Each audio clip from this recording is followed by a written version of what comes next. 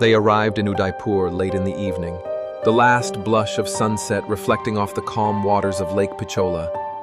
"Feels like a movie set," Claire said, holding up her phone to capture the boats drifting past white marble palaces.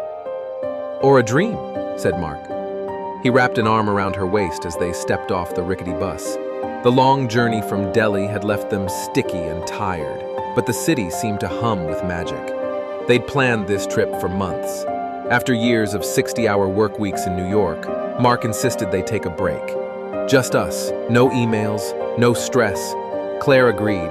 India was chaotic, exotic and alive, exactly what they needed. But as they wandered the winding alleys, fatigue overtook them. The budget hotel they'd booked online had given away their room to someone else. "Sorry, madam," said the desk clerk. "You come late, yes? No more rooms." Mark swore under his breath. Claire rubbed her temples. A soft voice interrupted.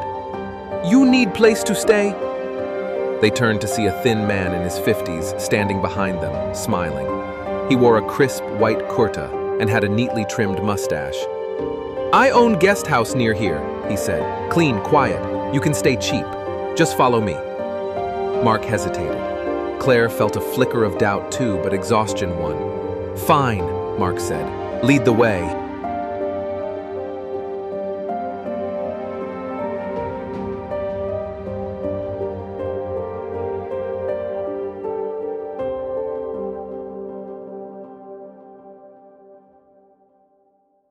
The guest house was down a narrow side street, away from the tourists. A small two-story building painted in faded blue.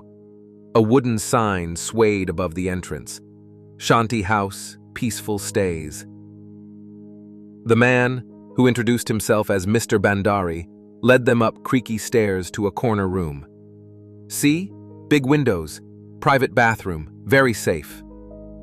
It was basic. Just a bed, a fan, and a wooden wardrobe, but clean enough. Claire peeked out the window. The alley below was dark, deserted.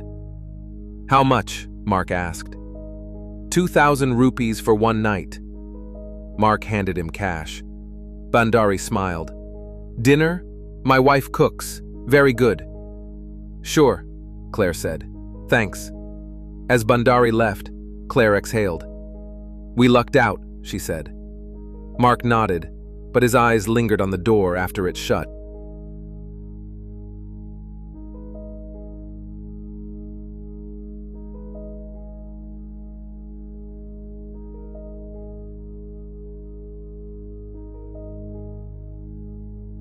Dinner was served in a small downstairs dining area, lentil curry, rice, and chapatis. "You like Indian food?" Bandari's wife asked in halting English. "It's amazing," Claire said, smiling. Mark ate quietly, glancing around. A faded calendar on the wall read, March 2018. "Seems like they haven't updated in years," Mark murmured. "Don't be paranoid," Claire whispered. As they ate, they noticed no other guests.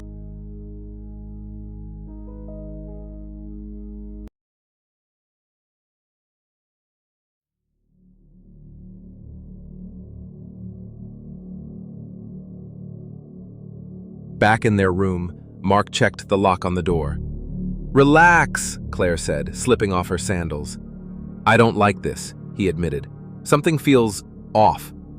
"You're just tired," Claire replied. "It's fine." At midnight, Claire woke to a faint sound outside the door. She held her breath. "Mark," she whispered. He was already awake, finger pressed to his lips. The sound stopped.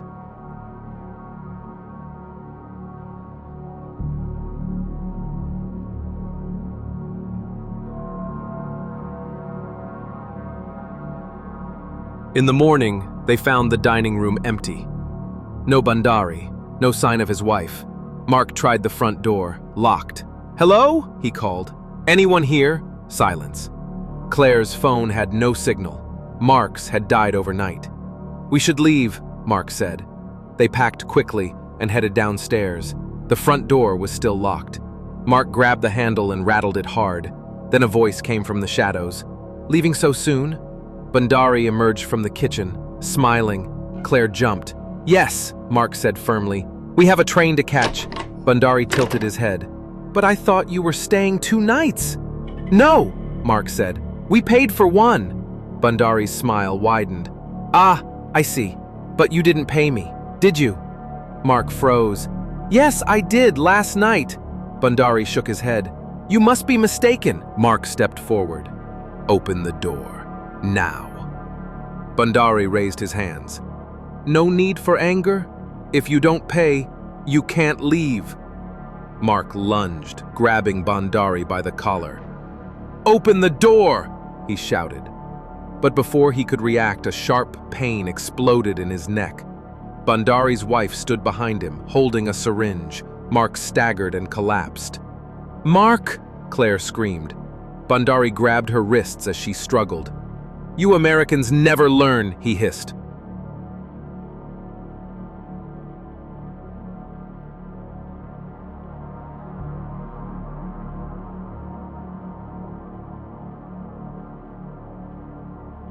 When Mark woke, he was back in their room, tied to the bed.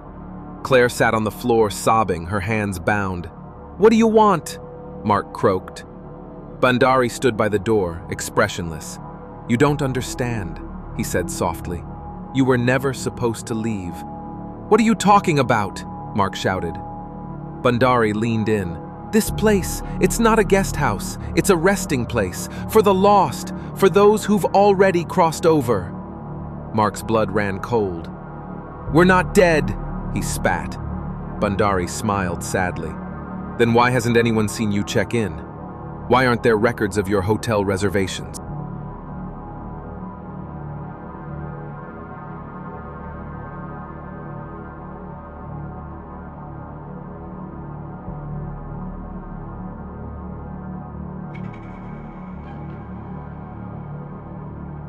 Claire's mind raced. She pulled out her phone and scrolled through photos of their trip, but her gallery was empty. No photos, no messages, no calls. It was as if they'd never been to India at all. Her hands trembled. Mark, what's happening? Bandari's wife appeared, holding 2 small cups. Drink, she said. It will help you remember. Mark shook his head violently, but Bandari forced him to drink. Both Mark and Claire didn't feel right after drinking what was in those cups. The last thing Claire remembered was the bus ride. I remember a sharp turn. I hear screams. Was there an accident? Terrified. I can't think clearly, Mark, said Claire. Fight it, Claire. You're hallucinating. There was something in the drink, said Mark, his strength waning. Mark, the bus. We didn't make it. Mark's face turned pale. No, we're alive. As he struggled against the ropes, he began to lose consciousness. As his eyes began to close, he was almost sure he was still alive. Almost. Bandari placed a gentle hand on Mark's shoulder. It's time to accept it. Mark's body slackened. Claire covered her mouth, sobbing. You can't keep us here, she whispered. Bandari tilted his head. Here is all there is. The lights flickered. The walls seemed to close in, the air thick with the smell of decay. Claire shut her eyes.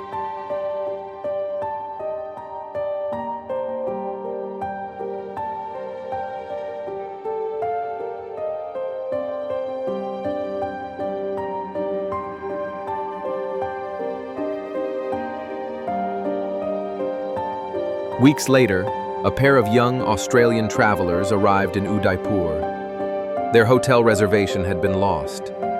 A thin man in a white kurta approached them in the street. You need place to stay? He smiled warmly.